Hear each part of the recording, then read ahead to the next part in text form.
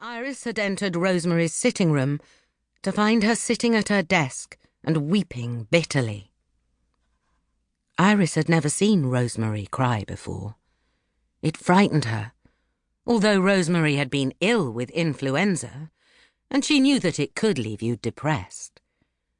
"Rosemary, what's wrong?" she cried. Rosemary wiped her tear-stained face. "Nothing," she said angrily. Then she stood up and ran out of the room. Puzzled, Iris walked over to the table and saw her own name on a piece of paper. Rosemary had been writing to her. She read the note.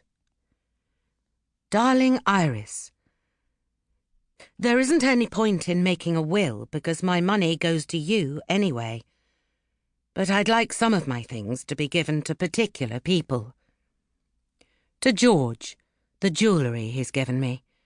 To Gloria King, my cigarette case. To Maisie." The note stopped there. What did it mean? Rosemary wasn't going to die.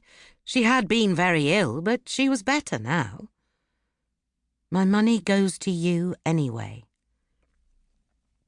Iris had always thought Uncle Paul's fortune would go to George if Rosemary died, but it said here that the money would come to her instead. That did make things rather less unfair. She was surprised by the thought. Had she felt it was unfair for Rosemary to get all Uncle Paul's money? Perhaps deep in her heart she had. Rosemary always had everything. Parties, pretty dresses, young men in love with her, and an adoring husband. Iris picked up the finished letter and put it safely away in one of the drawers of the desk. After the fatal birthday party, it was used to prove that Rosemary had been depressed after her illness and might have been considering suicide. Depression after influenza was the verdict given at the inquest. Now Iris wondered how she had not been able to see the truth. After Rosemary's funeral, the family lawyer had explained the details of Paul Bennett's will to Iris. Rosemary had inherited his fortune, and she was meant to pass it on to her own children when she died. But if she died childless, the money would go to Iris when she reached the age of 21, or when she got married. George invited Iris to continue living with him. He suggested that her aunt, Mrs. Lucilla Drake, should also come and live with them. Mrs. Drake had very little money of her own because her son spent it all, and so she was very pleased by George's invitation. Iris had happily agreed to the arrangement. George treated her like a younger sister, and Mrs. Drake, who was a rather silly woman, let her do just as she pleased. The new household settled down comfortably together.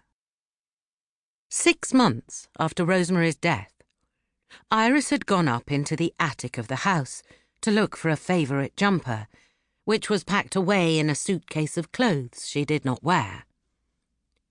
Searching through the suitcase, she found an old robe that had belonged to Rosemary, and felt something in one of the pockets.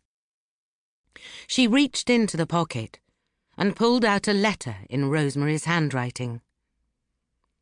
"Darling, I know you don't mean it.